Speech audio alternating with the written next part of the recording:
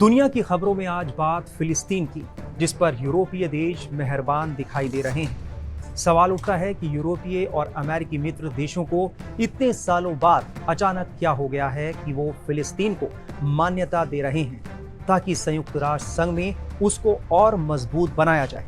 1948 में इजराइल ने अपनी आजादी की घोषणा की। उसके बाद अमेरिका ने तुरंत उसको मान्यता दी। इसके साथ वो एक आजाद देश के रूप में स्थापित हो गया। लेकिन साथ ही वहां पर गाजा पट्टी और पश्चिमी तट से लेकर तनाव और हिंसा का नया अध्याय शुरू हो गया। फिलिस्तीन को अलग देश नहीं बनने देने के लिए इजराइल ने सारी ताकत झोंक दी। इस सब के बीच अमेरिका और इजराइल के करीबी यूरोपीय देश इजराइल का साथ ना देकर फिलिस्तीन के हक में आ गए हैं। फ्रांस, ब्रिटेन, कनाडा, ऑस्ट्रेलिया समेत 6 देशों ने फिलिस्तीन को मान्यता देने का ऐलान कर दिया है। फिलिस्तीन का खुद का भी मसला काफी उलझा हुआ है। वेस्ट बैंक वाले इलाके में फतह का शासन है। वेस्ट बैंक के इलाके से फतह की अगुवाई में फिलिस्तीन की सरकार चलती है। पिछले करीब 37 सालों में उसके हिंसा का कोई इतिहास नहीं रहा है। फिलिस्तीन का दूसरा हिस्सा गाजा पट्टी है, जिस पर 2007 में हमास ने कब्जा कर लिया।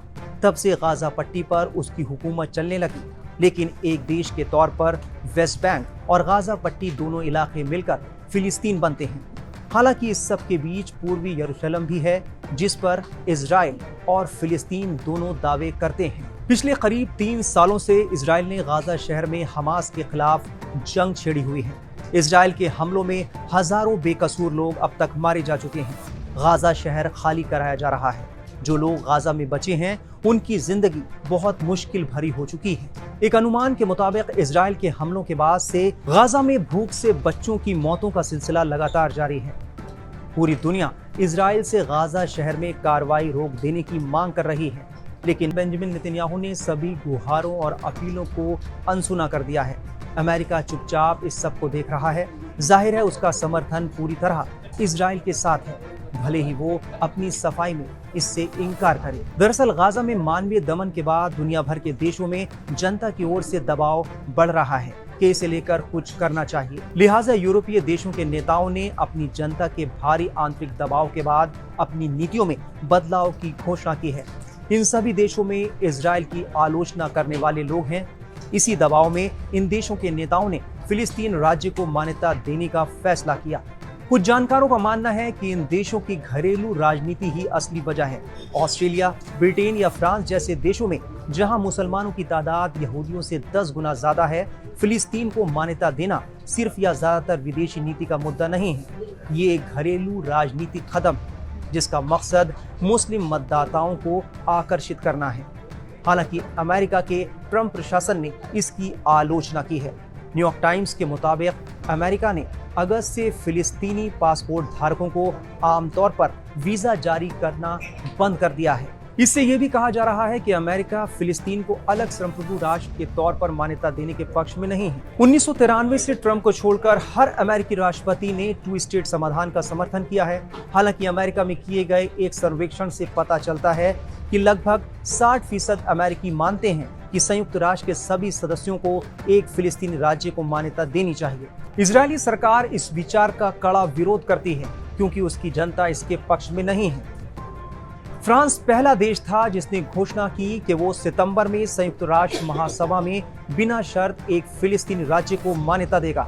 इसके फौरन बाद ब्रिटेन, फिर कनाडा, ऑस्ट्रेलिया और बेल्जियम ने भी समर्थन दे दिया।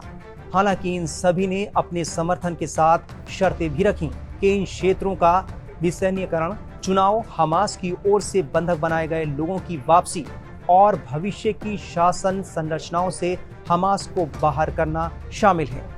इस बीच आयरलैंड, नॉर्वे और स्पेन समेत बाकी 15 विदेशी मंत्रियों ने 2 देश समाधान के लिए इच्छा जाहिर की है। फिलहाल फिलिस्तीन को संयुक्त राष्ट्र में पर्यवेक्षक देश का दर्जा है। उसे पूर्ण सदस्य की स्थिति नहीं मिली है।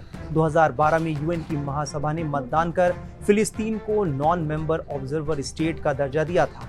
इस दर्जे का मतलब है कि फिलिस्तीन यूएन की अधिकांश बैठकों में भाग ले सकता है, भाषण कर सकता है, प्रस्ताव रख सकता है, लेकिन महासभा या बाकी मुख्य निकायों में उसका वोट देने का अधिकार नहीं है। हाल में ब्रिटेन, कनाडा, ऑस्ट्रेलिया और पुर्तगाल ने फिलिस्तीन को औपचारिक तौर पर एक स्वतंत्र देश के रूप में मान्यता दी। इससे फिलिस्तीन को मान्यता देने वाले देशों की संख्या अब करीब 150 हो गई। वहीं इजरायली प्रधानमंत्री नेतन्याहू ने कहा है कि फिलिस्तीन को आजाद देश मानना आतंकवाद को इनाम देना है। जॉर्डन नदी के पश्चिम में फिलिस्तीन देश नहीं बनेगा। उन्होंने ये भी कहा कि उनकी सरकार ने वेस्ट बैंक में यहूदी बस्तियों को दोगुना कर दिया है और इसे और बढ़ाएंगे। नेतन्याहू ने चेतावनी दी कि वो इस मान्यता का जवाब अमेरिका से लौटने के बाद देंगे। कई सालों से पश्चिमी देशों की सरकारें कहती रही हैं कि फिलिस्तीन देश को मान्यता तब दी जाएगी जब हालात सही होंगे। उनका मानना था कि सिर्फ मान्यता देने से असलियत नहीं बदलेगी, लेकिन अब हालात इतने बिगड़ गए हैं कि सरकारें दबाव महसूस कर रही हैं। तो इसी तरह की तमाम खबरों के लिए आप बने रहिए टाइम्स नाउ भारत के डिजिटल प्लेटफॉर्म के साथ।